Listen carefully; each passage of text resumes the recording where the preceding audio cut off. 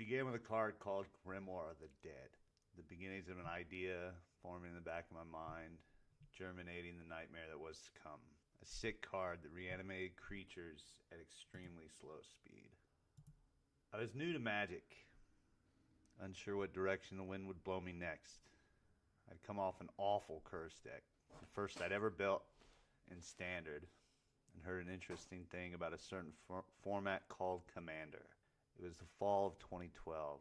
The Grimoire joined Psychosis Crawler, Disciple of the Vault, and a plethora of other underwhelming spells under the leadership of one Lazav Demir Mastermind. In a deck that I wish I still had a list of somewhere, suffice it to say, it was bad. Easily the worst EDH deck I've ever built. It fuddled around, and the win condition was Psychosis Crawler, draw some cards with a Blue Sun Zenith, maybe. But it was my first deck, you know? My first try at building a thing that encapsulates how I enjoy the game of Magic the Gathering. Our decks reflect us in wonderfully intriguing ways, and there's something about that first deck, that first piece of Magic you brained into being. It's special in a way that the 14th deck just isn't. Regardless of anything, you know? But every once in a while, I see a new card for the first time, and something in my head just clicks into place. I have to break it. Be it Trade Roots, Insidious Roots, Doppler Sword, or Heartless Summoning. I've found a way. It's become easier to see the lines, to read a card and visualize the synergies with others. Usually, with the good cards, I have 40% of a deck built before I even sat down to start building. Sometimes it isn't so easy. Some cards are really good at one thing, like Swords of Plowshares. It's really efficient at 1 mana. Exiles, instead of just destroying, it has just a slight downside of gaining someone some life. But at the end of the day, it's still just targeted removal. It's not really doing anything else for you. It's not bringing anything else to the table. Other cards are doing a lot more, like Careful Study. It's also efficient, 1 mana. It's providing card advantage and a discard outlet, filtering your hand, finding your pieces, progressing your game. It's good value for such a cheap spell, particularly when paired with synergies. There's little reason to mention the two together. There it is. The point I'm trying to make is, cards with synergies in your deck building are usually more powerful than they seem in a vacuum. Okay, where were we? That's right. Chthonian Nightmare. Cards like this keep getting printed. Altar of Ball, Vat of Rebirth, Tarian's Journal, Virtue of Persistence, Dollhouse of Horrors. I mean, the list literally just goes on. But every time I see one of these reanimation engines, I just feel like they're not quite there for me. They just aren't doing enough. I don't know. I see them and I say to myself, not yet. They'll get it right eventually. It just isn't quite there. Altar seems like it's been the best, but the journal, just the front half of it, does a lot of work, so it could just be the best overall. It's hard to say. I realized that Nightmare was the card that I was waiting for. This was that engine, the twist on the classic recurring Nightmare that really just pushed the archetype in a direction that, like, I just really epitomizes my sort of gameplay style, my black mage, whatever it is inside of me that wants to be doing exactly this. It just does it. It's not as broken as the Nightmare of yesteryear. No, of course not. But it still does some incredible thing when you put it together in the right shell. So let's break it. The obvious answer was Dockside, right? Dockside, the most busted creature at 2 mana they've ever printed. All right, but it's banned now, so that's out of the question.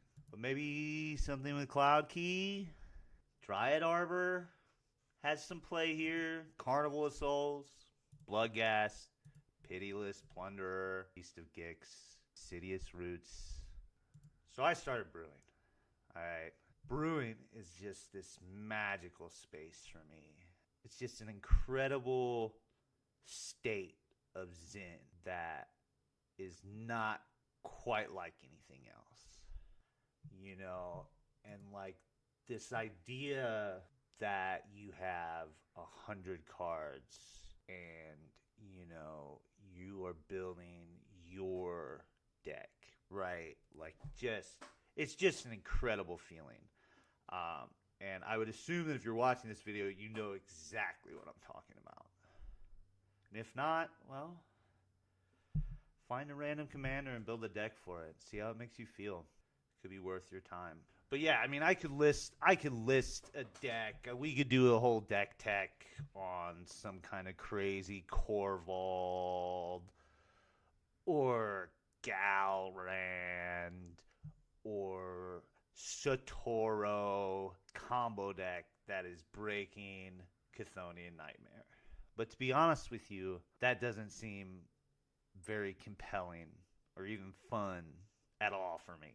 So instead, I want to tell you about how this card, Chthonian Nightmare, has begun to haunt me like a ghost in the closet, like a past you can't quite shake. And it's begun to define my deck building style. This card feels tailored specifically to me in a way that not really any other is. You know, perhaps reassembling skeleton, but it's hard to say. All right, so let's actually take a look at Chthonian Nightmare. Let's get an idea of what it's doing, what we're doing, right? So it's a modest 2 mana, 1 and a black. Easy. Enchantment. Okay. When it enters the battlefield, add 3 energy. Okay, so this is the most important distinction between Chthonian Nightmare and Recurring Nightmare. So, the way I understand it is with Recurring Nightmare, you play it and it resolves, right? Now, you hold priority after it's resolved, but before anybody else gets a chance to make actions, and you activate the Recurring Nightmare. And from my understanding, you can do this even though it says it's sorcery speed. You can still beat interaction with this. Look, I don't know. Ask a judge. Ask somebody who's played that card. That card's been banned since I started playing Magic, so I have no idea. That's just how I understand it works. I'm sure you'll let me know if I'm wrong. That's fine. Whatever. But basically, because there's an ETB trigger for Chthonian Nightmare, you have to pass priority before you have the opportunity to activate, is kind of the idea. Okay? So, it enters battlefield, add 3 energy. Simple. Alright, here we go. So now it says, pay X energy, sacrifice a creature, return it to its owner's hand. Return target creature card with CMC X from your graveyard to the battlefield. Activate only as a sorcery, so you expect that clause to be on something like this. Okay, so what this does essentially is it functions like a weird combination of Victimize and Unearth for 2 mana repeatedly. You can just pick it up and cast it over and over.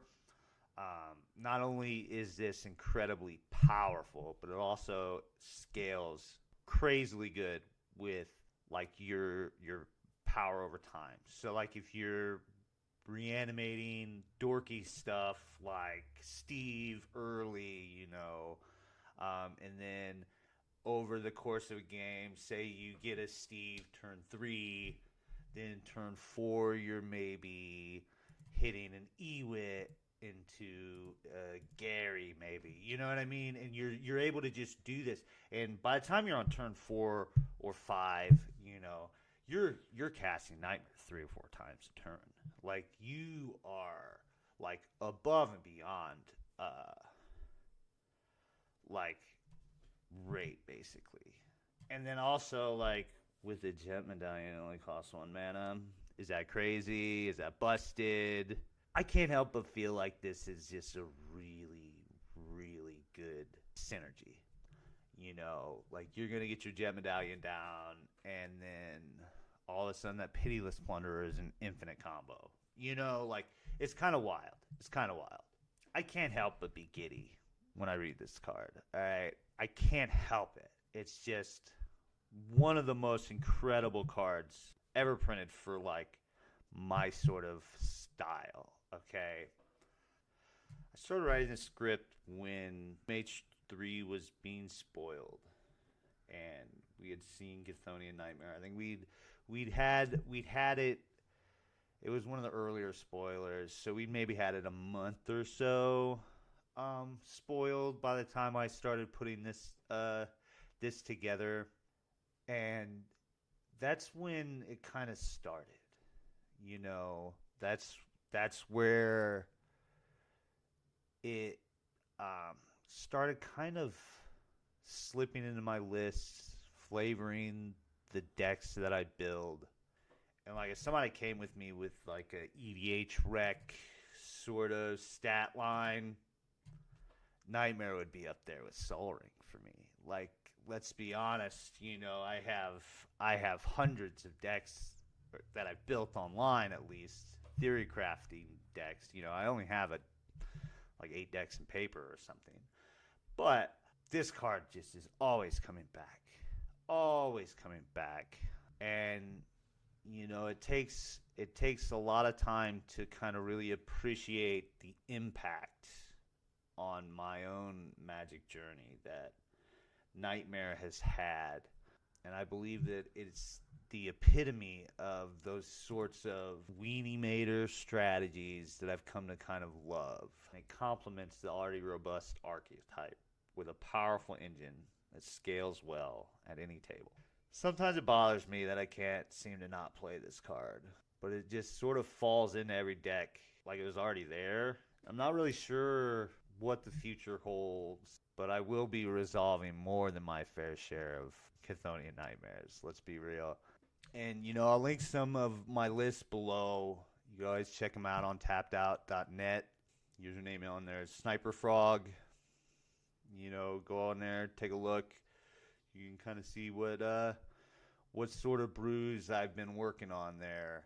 So, yeah, Nightmare is good, but it's not broken. It's really only as broken as the cards you're recurring with it. And so, like, you really have to have pieces around it for it to really shine.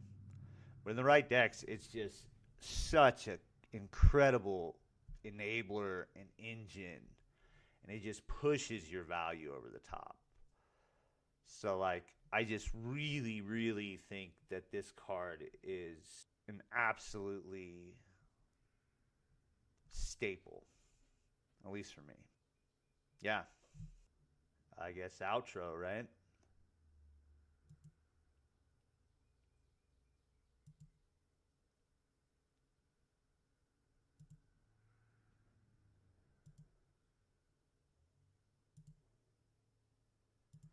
Hey, thanks for watching.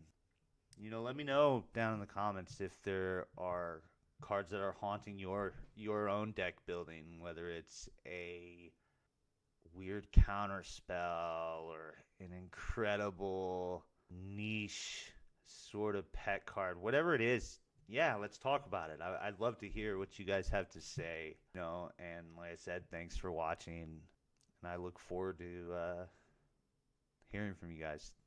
Oh yeah, welcome to my nightmare.